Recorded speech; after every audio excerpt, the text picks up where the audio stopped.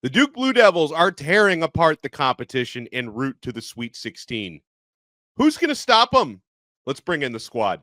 You're talking ball with the ACC squad, sponsored by Game Time.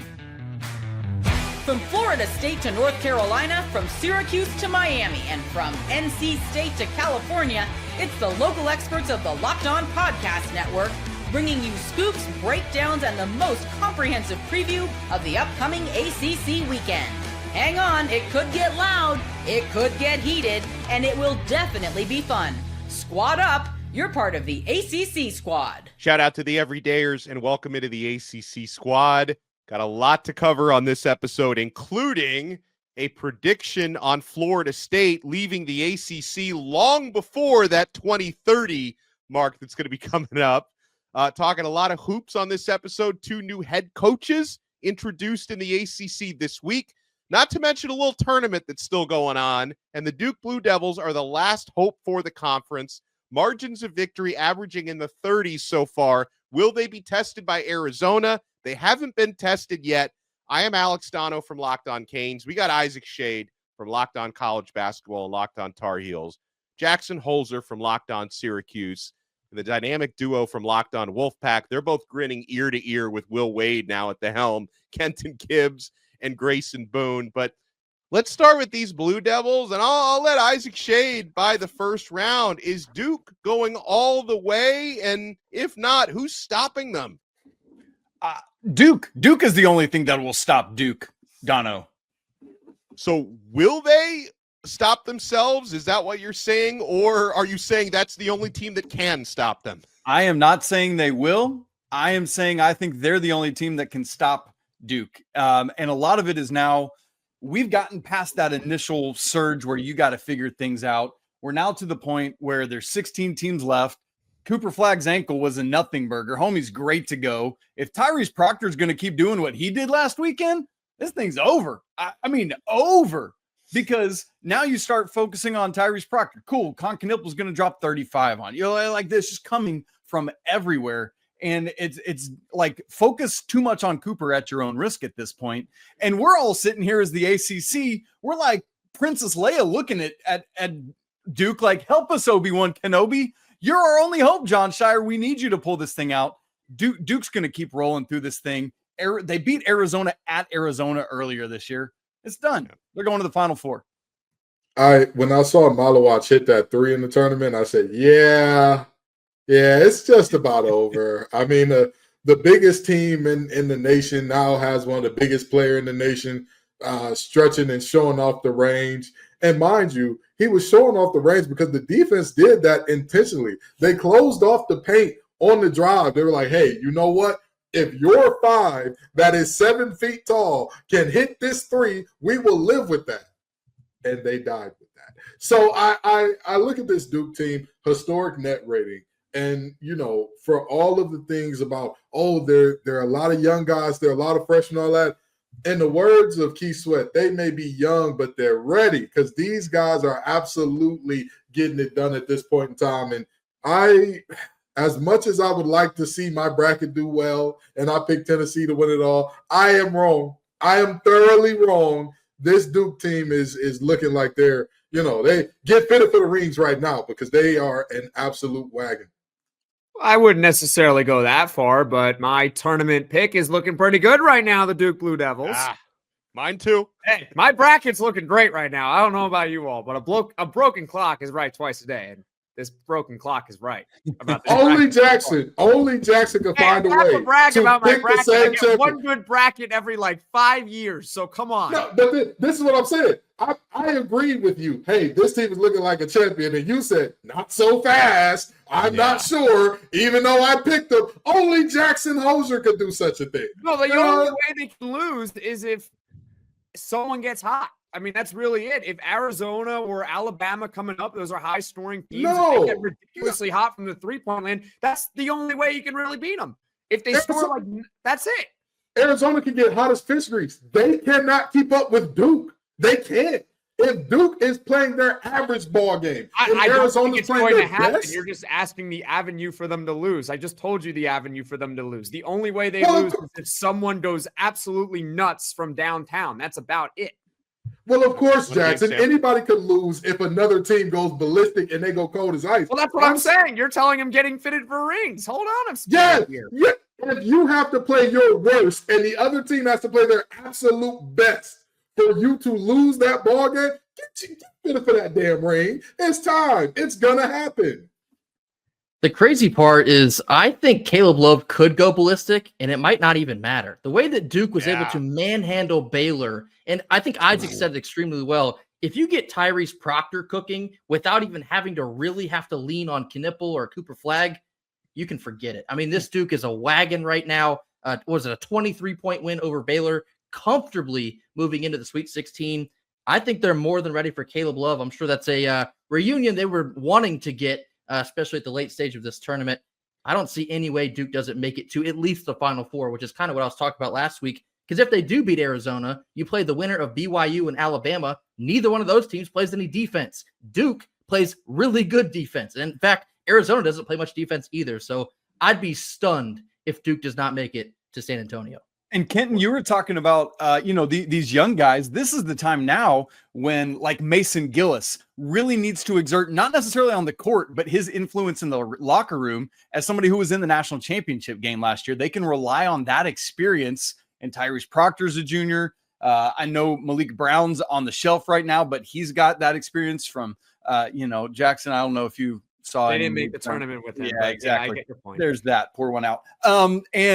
It's just, and Sion James, same thing. Like Tulane never did too much, but he's got that experience as well. They need to lean on those guys now to help keep things grounded and centered and focused. And it also doesn't hurt that your head coach is a 2010 national champion either.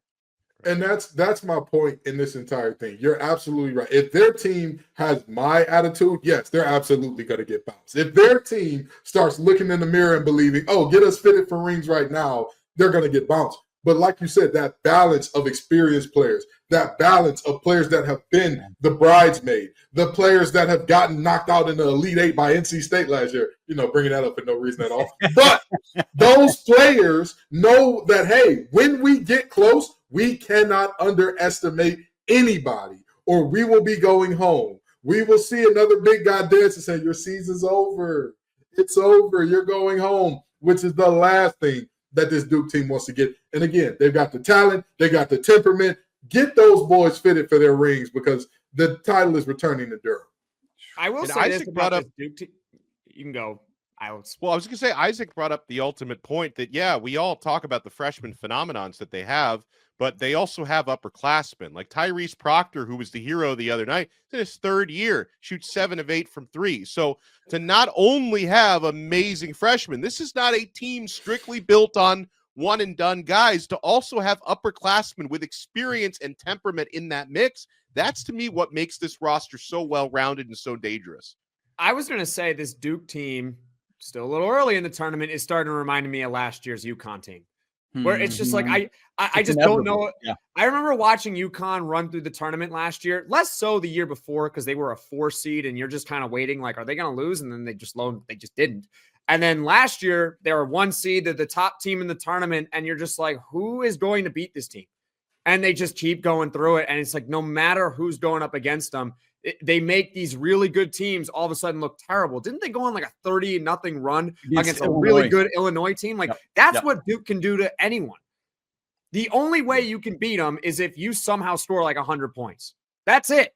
And Duke is a really good defensive team. So good luck with that. Bama can certainly do that, right? They have games where they legitimately go like 30 of 50 from beyond the arc, and you're not beating Alabama when they do that. But we're looking at the most likely scenario. A 1 of 1 that's going to happen is not as likely as Duke's crazy high floor that we see game after game after game. So I don't necessarily see that. You look ahead to a potential Final Four with Houston. Houston is great. They are much better offensively this year. They're shooting like 4th in the nation in 3-point percentage.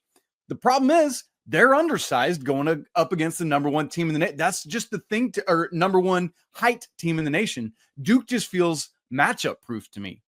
And that matchup proofness is the thing, right? In another year where they don't have a Cooper Flagg, you could say, oh, Alabama's going to run them off the court. You just put a bunch of small guys out there, and that eliminates Duke's size advantage. even if you do say, hey, Duke, bring out your small lineup, Cooper Flag is still on the court, ladies and gentlemen. Yeah. Karaka Nipple is still sitting there waiting on you like, oh, hey, the small lineup's out here? Oh, me? Cool. This is fun. This is great. I love it here. Like, it's this team is prepped and primed to do something special here. And again, if one of these teams does actually take them out, I'm sure people will be clipping us to death, and I'll live with that. But you know what? I'll own that a team with one of the highest net ratings of all time has lost and been upset. I'll live with that. But right now, again, they look like, they're going to be on the podium at the end of this thing. Do you guys have any concern about Duke not having like a true, in the real sense, point guard? No, because I think Flag can do it anyway. That's right. Doesn't matter. No. Exactly. When I look at the not having a point guard thing, to me, it's one of those things where it's like, even if you don't have a true center, if you are lacking other things, then yes, you will need a true center or you will need a true point guard. But they are so complete everywhere else that even the guys who are not true point guards can get it done. Well, when we come back, I want to stick on the basketball tip here. How much has the ACC improved their coaching? Because you had 2 new introductions to the conference this week at UVA and at NC State.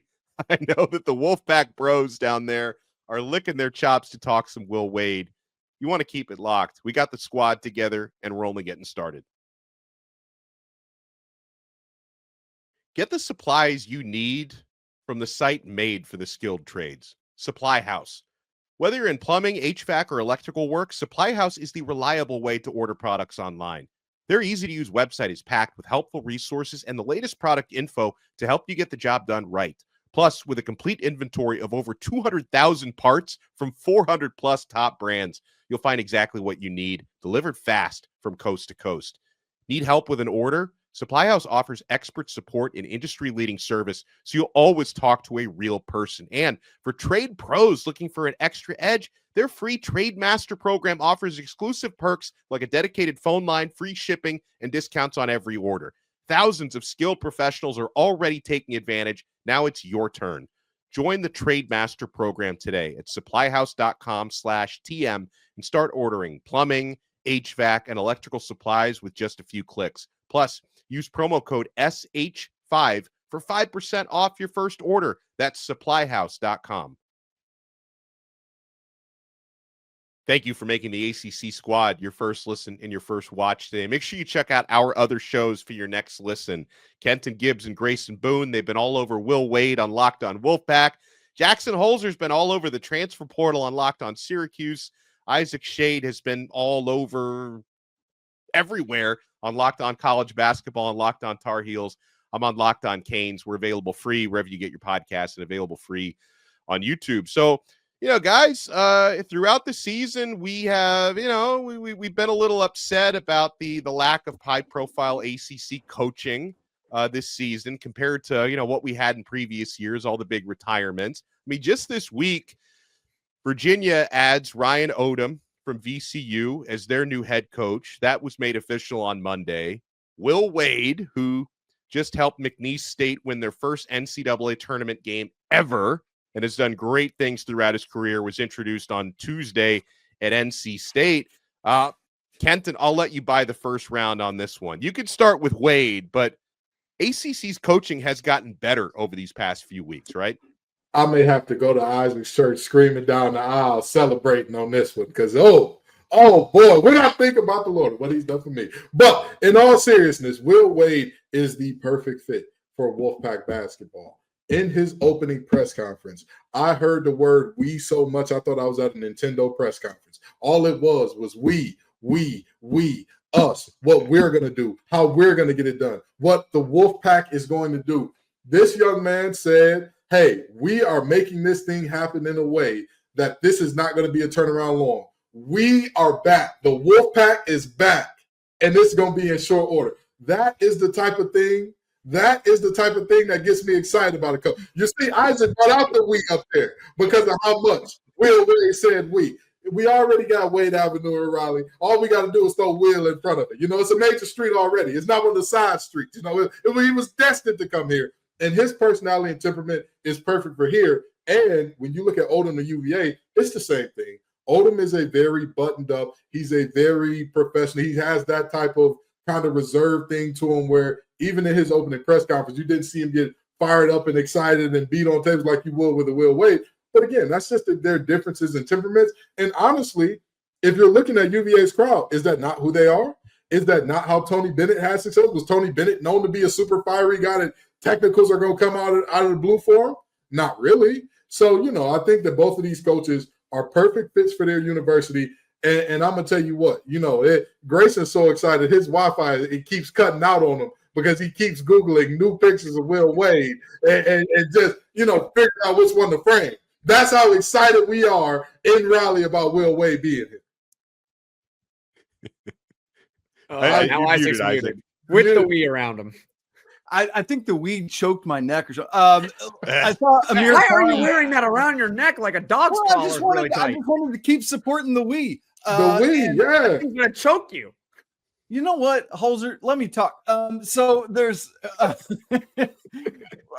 I saw Amir Khan talking to somebody on social media today, and he's like, "Hey, all the reports of me definitely going to Raleigh are a little bit premature, so I'm considering my options." And like the fact that this basketball, like what is 2025? I can't even figure this out. I'm gonna say this: people are being way too mean to Amir Khan. Whether or not he comes to Raleigh, Sister Jean was a big deal in the tournament a few years ago. That woman is quite literally older than sliced bread being commercial.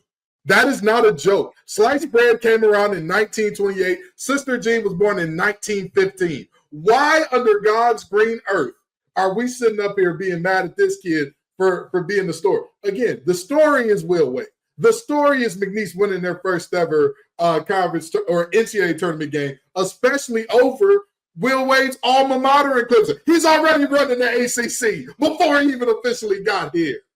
I mean, the guy is just making NIL money for days right now. I mean, so I don't really feel bad for him at all. And he is going to NC State, so I don't see, I'm weighing my options. Okay, that's funny. Yeah, this is great. This is great for the ACC. I kept talking about here on this show that there's just too much in the conference. Let's see what he can do.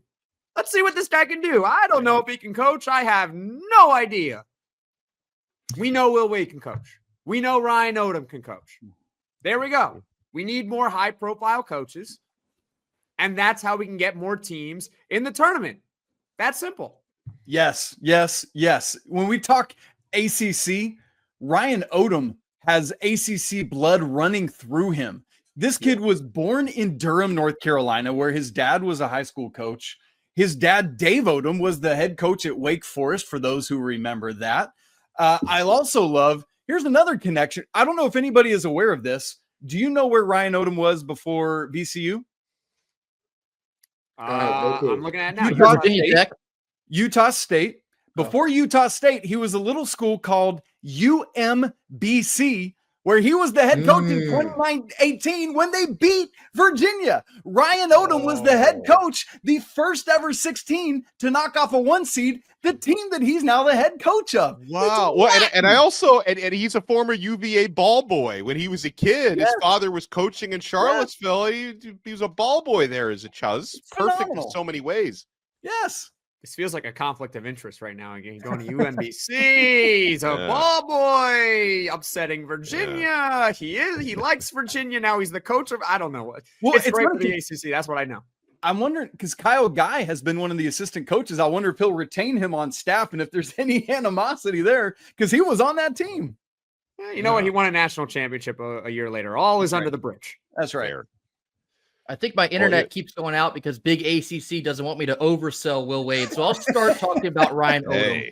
Ryan Odom's a great hire for Virginia, and I almost think he's a little bit Tony Bennett-esque. And his teams are going to be very defensively minded. They're going to play slow. They're going to grind you out. So I don't think Virginia is going to see that big of a shift. So that was my compliment there. Will Wade, before I get kicked off again, I don't know who's watching that wants to kick me out of here, but I got to get this off. This is the biggest hire of my lifetime. In fact, for NC State purposes, anyone on this show right now, this is the biggest hire since you have been alive.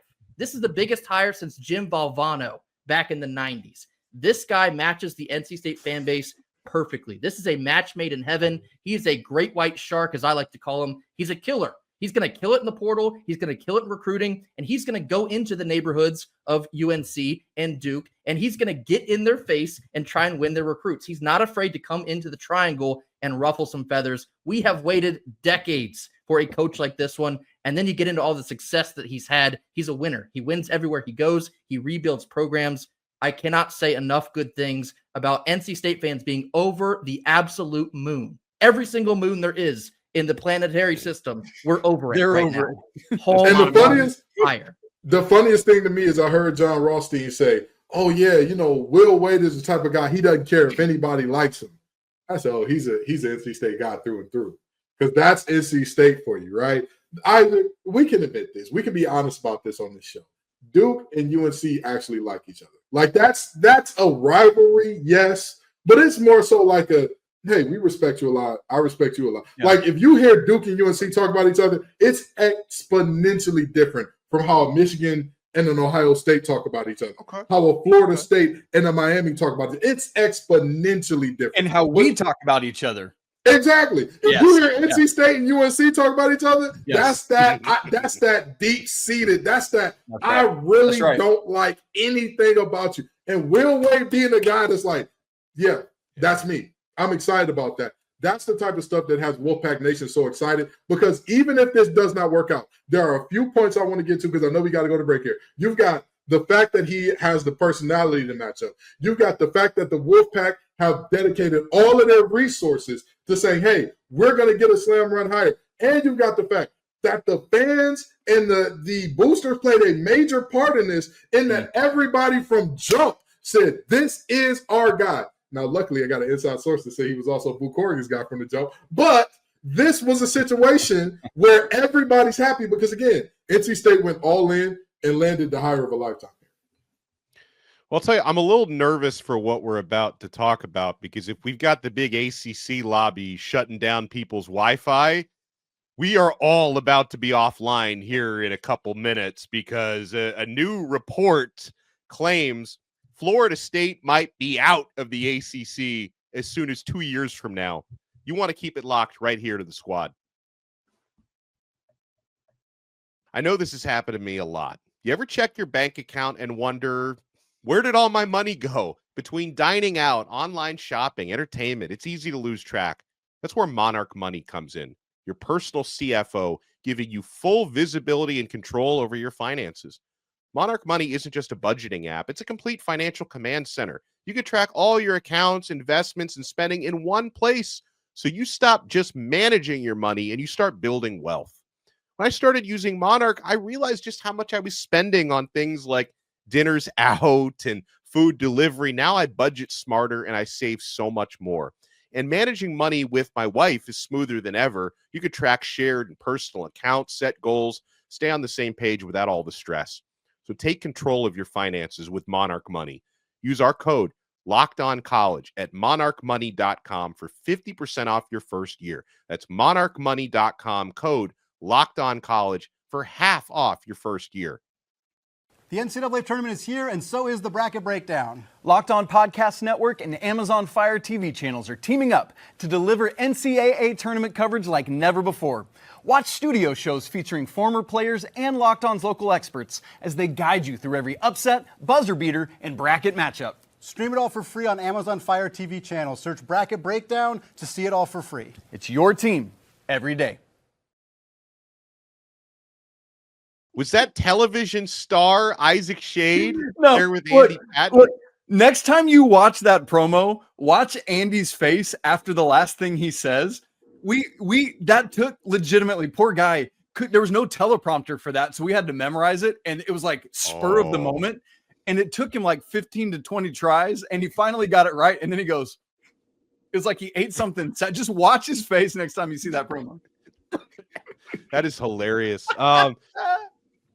So, guys, I was watching something the other day, and of course, we covered it weeks ago, 3-4 weeks ago, the settlement between the ACC, Clemson, and Florida State. And, at least the thought was, this is not going to keep the conference together forever, but it might keep it together for another 5-6 years, right? Well, there's reporting now coming out of Tallahassee, and the outlet reporting it is a good outlet. Like, this is not, some dude in his mom's basement. We're talking about War Chant. Like, warchant.com has been covering Florida State at a high level for decades. And I was watching a War Chant podcast where founder of War Chant, Gene Williams, he said that, in his words, stuff is ramping up with the Big Ten in terms of Florida State joining that conference.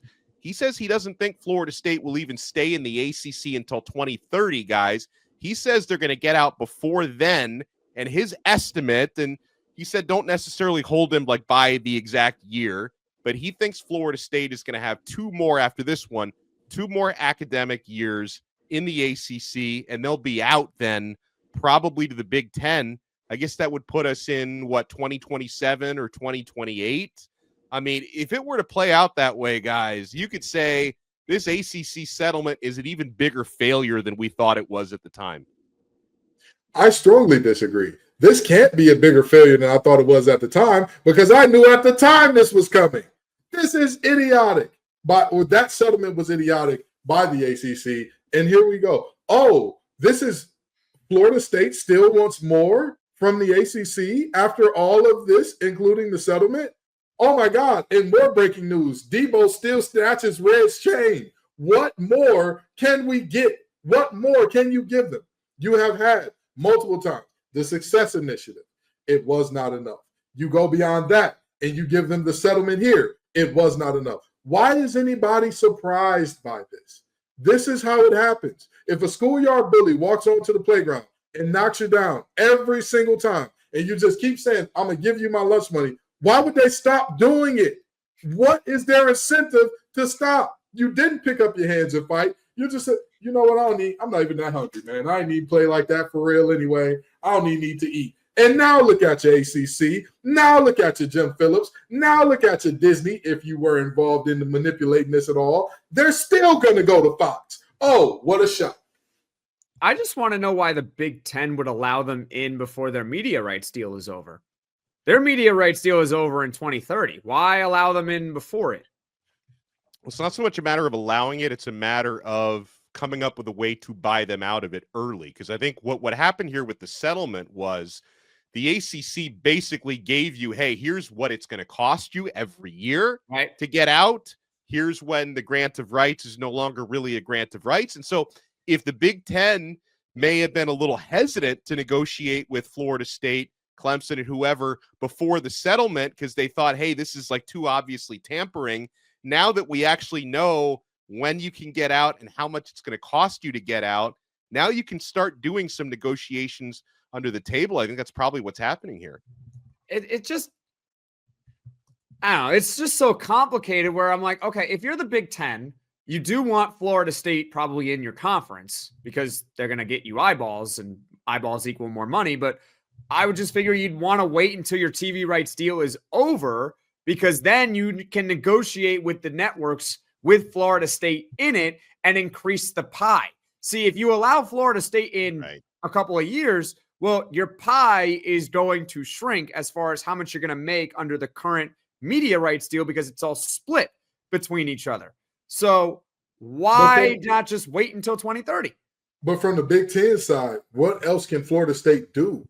Florida State has no negotiating leverage in terms of, like, if they leave, what's the alternative? Oh, the SEC, who is also under Disney, who also has their TV deal coming up in 2030.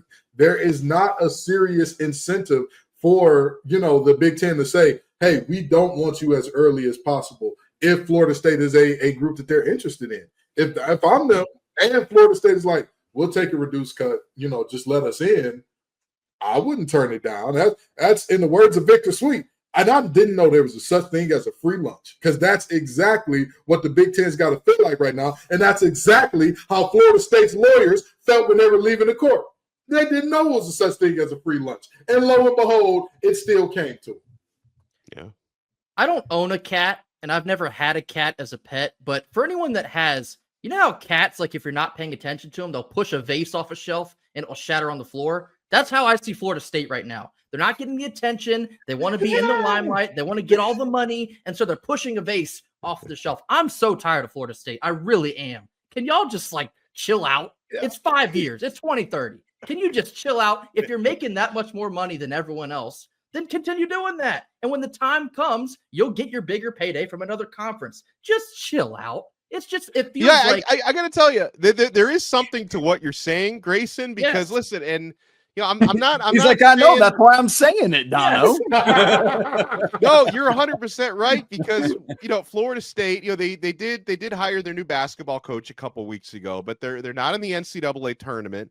Their practices are completely closed to the media because Mike Norvell, didn't like, I think, some of the ways that they were being reported on last season. So we closed the practices. I mean, if you need to get some clicks on your site, you better ramp up the realignment stuff again. So there may be something to what you're saying down there. Yeah, it's the meme. It's like a Muppet, and they have that frown on their face, and like, I think I will cause problems on purpose. That's Florida State. That's all they're trying to do right here. They're just getting clicks. They want to be in the news cycle. I can get it to a certain degree, but please just go somewhere else. Go on somewhere, as my grandmother used to say. Can we call them a petulant child? Like, is that a thing? Yeah. Hey now, I call them Parent They're University. going to go 5-7 next year anyway. This is just stupid. They're not even good. I'll leave it here. Eat the dog poop or shut up. Sorry. Eat the dog poop or shut up is crazy. Eat the dog poop or I don't want to hear about it. Their quarterback is Thomas Castellanos next year, okay? They're not going anywhere.